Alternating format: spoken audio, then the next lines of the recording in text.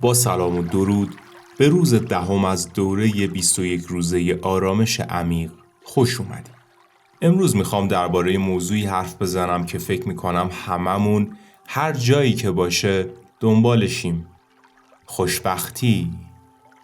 هر انسانی هدفهای خاص خودش رو توی زندگیش داره، اما فارغ از جنسیت، سن یا باورها و اعتقاداتمون یه چیز مشترک بین هممون هست. اینکه حس خوبی داشته باشیم، احساس رضایت و شادی کنیم.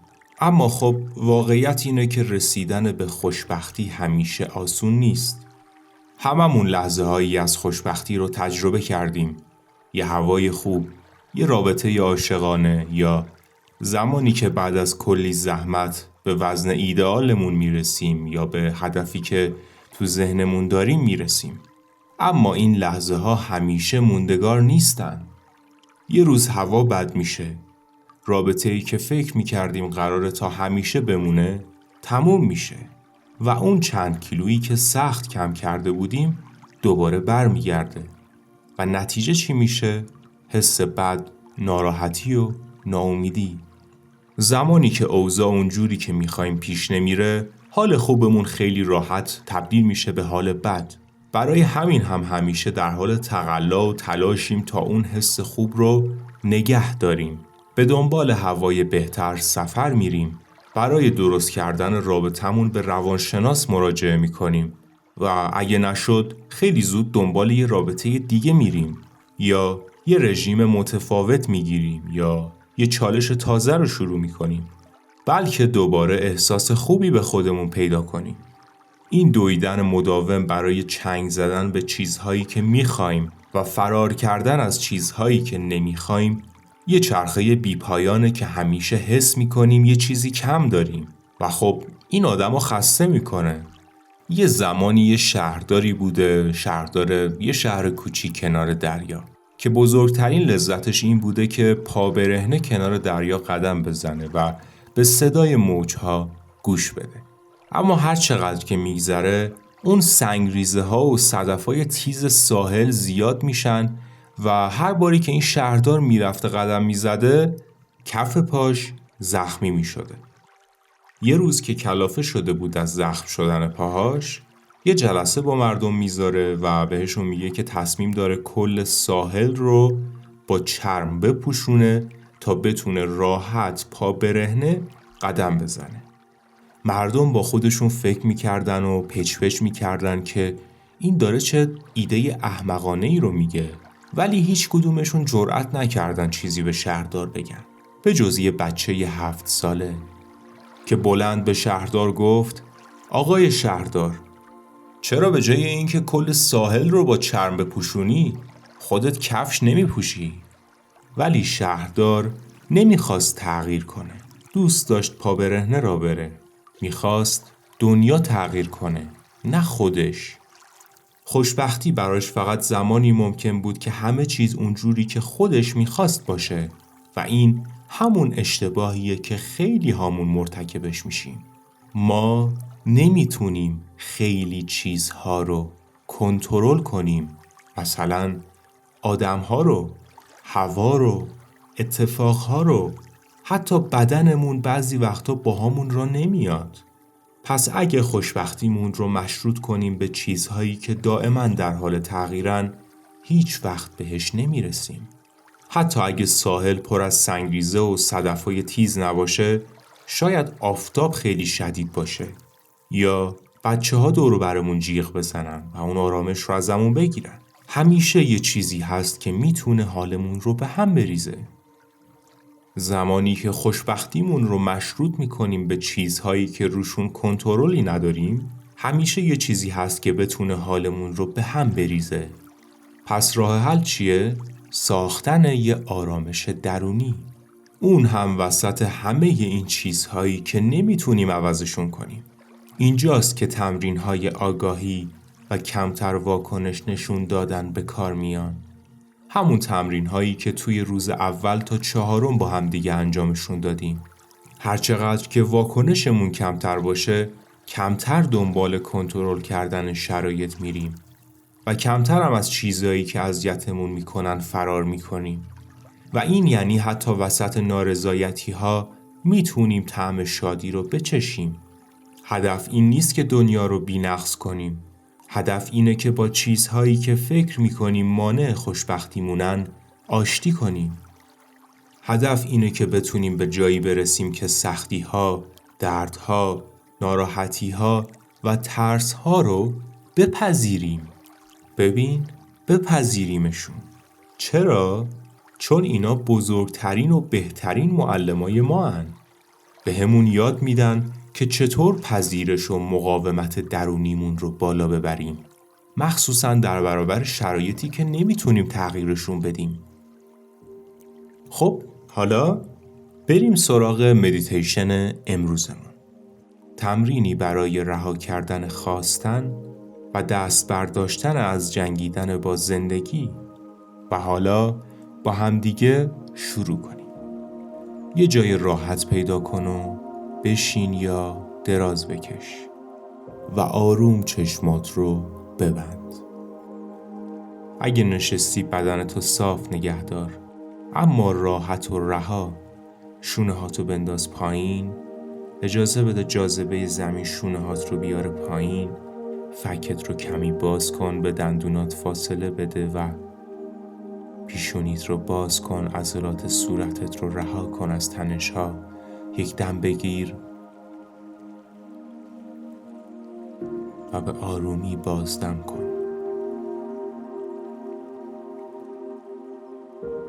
دم و بازدم.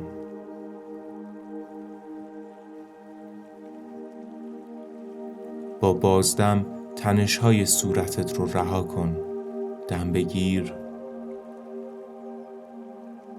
و بازدم. دم و بازدم. با هر بازدم تنش‌های بدنت رو آروم آروم رها کن و آرامش بدنت رو آروم آروم بیشتر کن. تنش‌ها رو رها کن و دم و بازدمت رو مشاهده کن. دم و بازدم.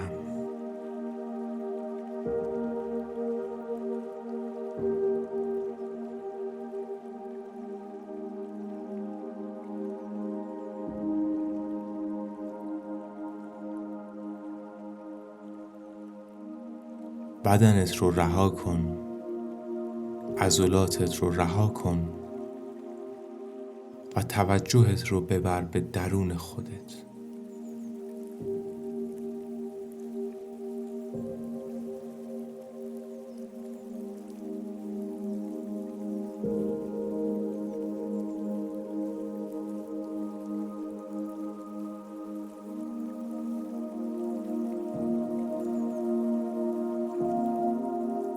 دم عمیق و آروم و بازدم عمیق و آروم. این رو تکرار کن. اجازه بده نفست نقطه تمرکزت بشه.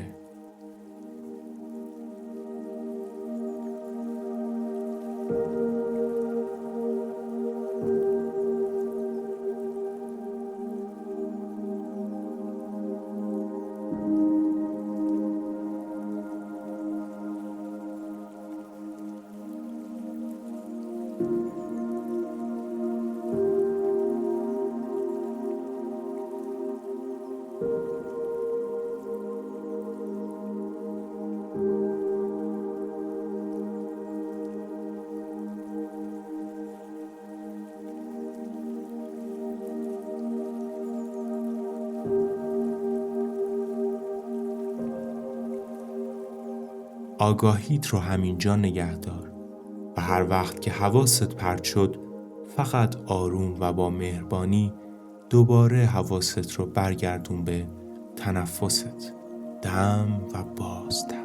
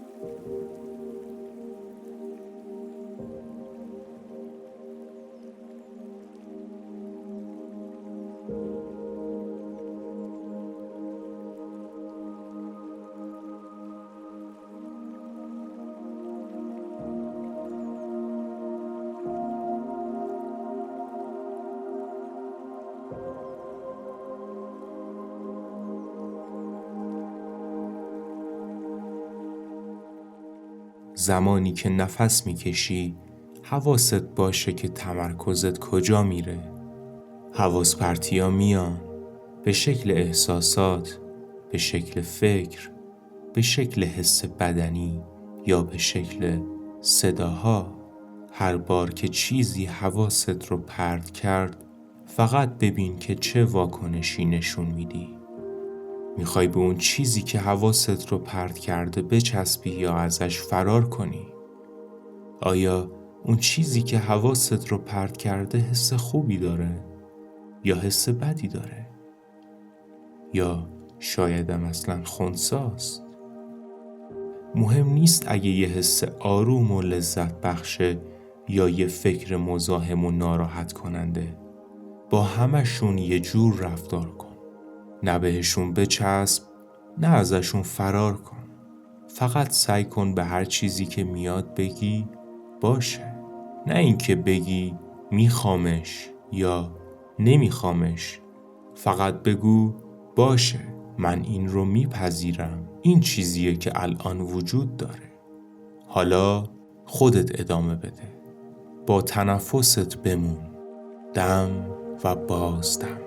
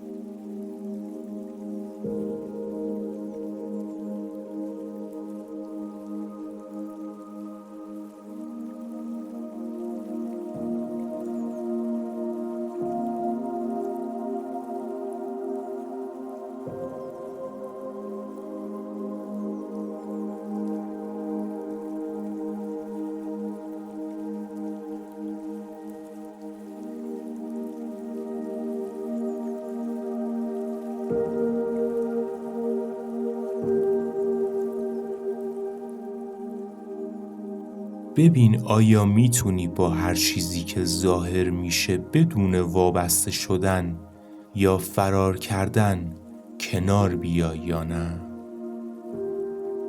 دوباره میگم، ببین آیا میتونی با هر چیزی که ظاهر میشه بدون وابسته شدن یا فرار کردن کنار بیای یا نه؟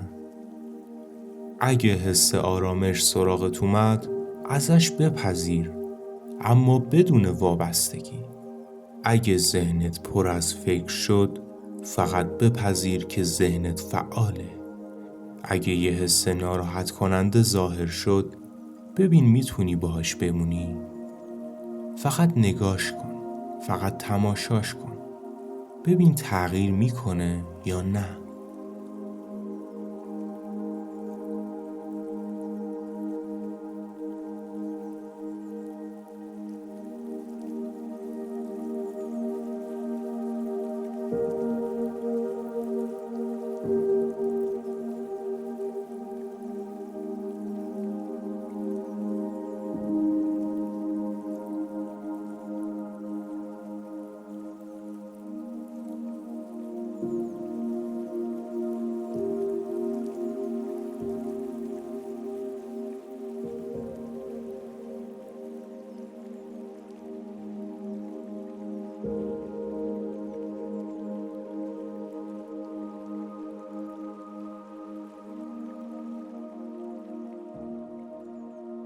اون درد، اون فکر مزاحم، اون حواس پرتی، اینا دشمنت نیستن.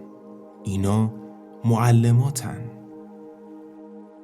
ببین اگه با این دید بهشون نگاه کنی چه اتفاقی میفته. دم رو از اول تا آخر دنبال کن و بازدم و ادامه بده.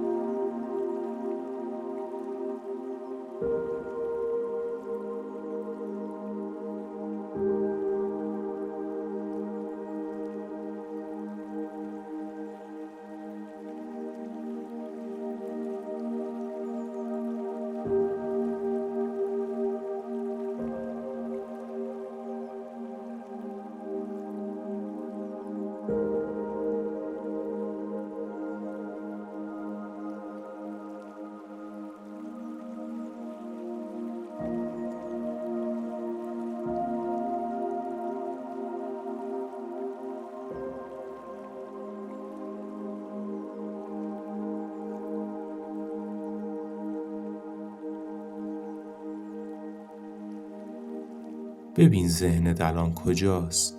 اگه منحرف شده با آرامش و مهربونی دوباره برش گردون به سمت نفست، به لحظه حال.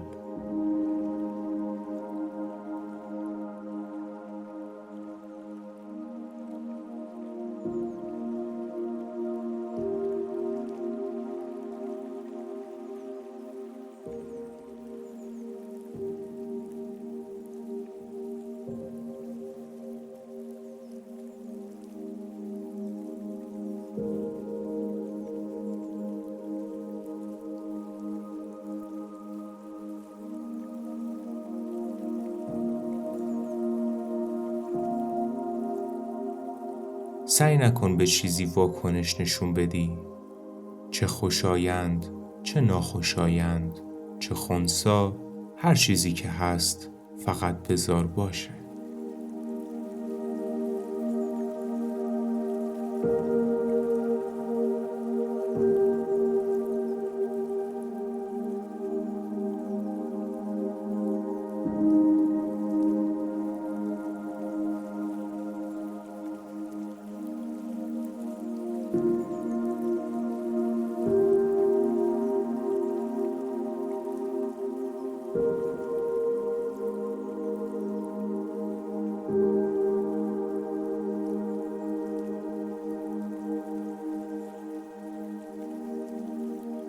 اگه حس کردی ذهنت داره به یه فکر، به یه حس یا یه خاطره میچسبه، آروم توی ذهنت بگو چسبیدن. و بعد دقیقاً مثل کسی که مشتاش رو باز میکنه بذار بره. اجازه بده که رها بشه. لازم نیست چیزی رو نگه داری، فقط نگاش کن و رهاش کن بره.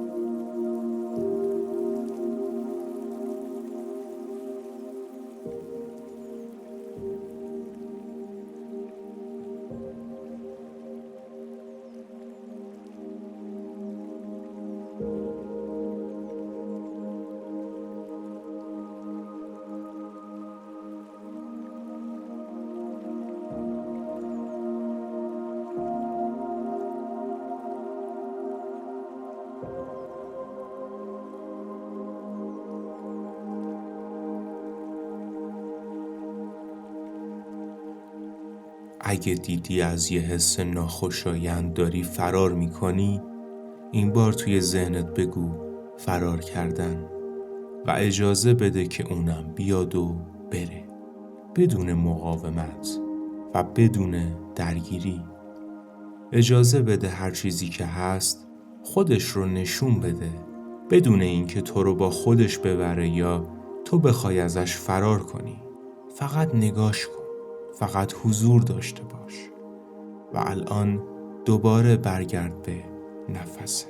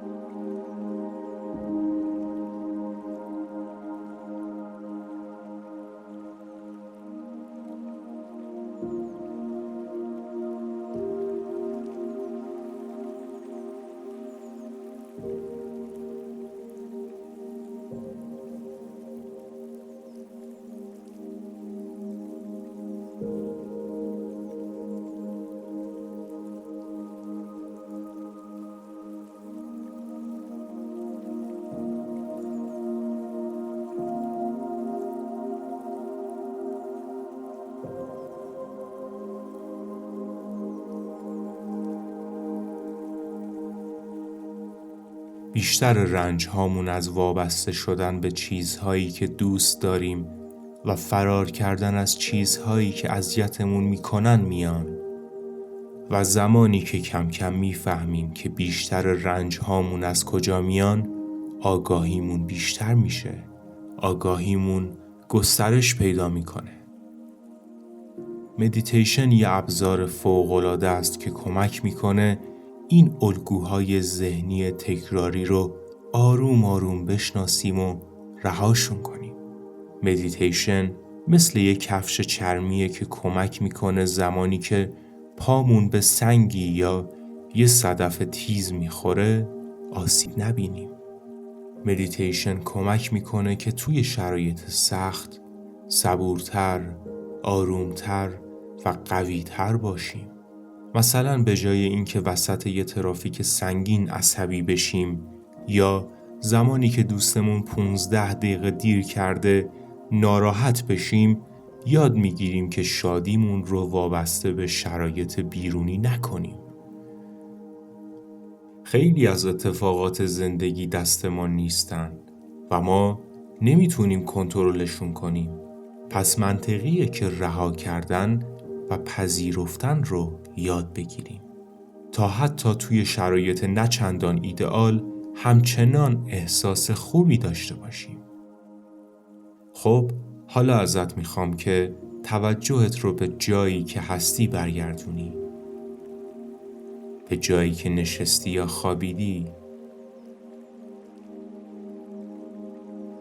نقطه اتصالت با زمین رو احساس کن. انگشتان دست و پاهات رو آروم تکون بده.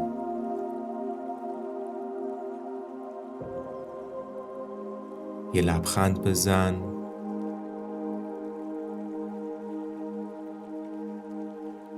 یه دم آروم و عمیق بگیر و با بازدم چشمات رو باز کن.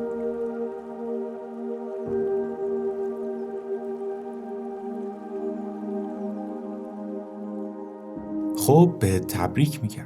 تو روز 10 از دوره 21 روزه آرامش عمیق رو به پایان رسوندی. حتما دیدگاه و تجربت از انجام این مدیتیشن رو برام کامنت کن. فردا توی روز 11 منتظرتم تا دوباره با هم دیگه مدیتیشن کنیم و فردا قراره که یاد بگیری چطور بر موجهای زندگیت سوار بشی. امیدوارم شب یا روز فوق‌العاده‌ای داشته باشی. تا فردا، خدا نگهدار.